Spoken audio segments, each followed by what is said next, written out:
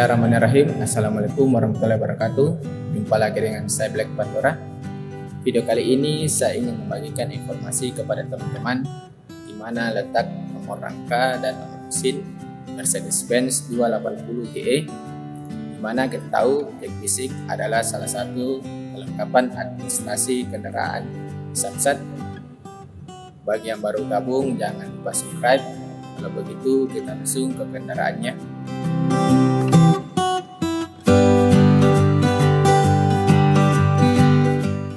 Yang pertama, nomor rangka ada di bagian depan ban sebelah kiri.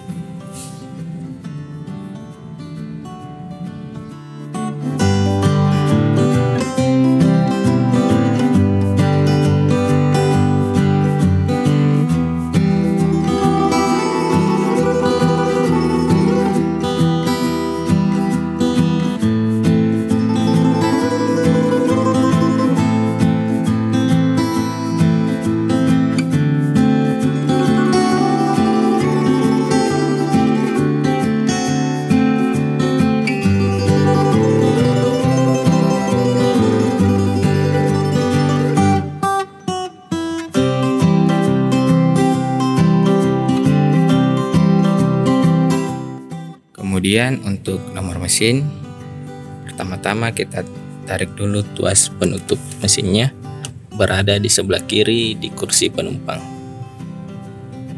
Dan letak nomor mesinnya berada di samping full disk.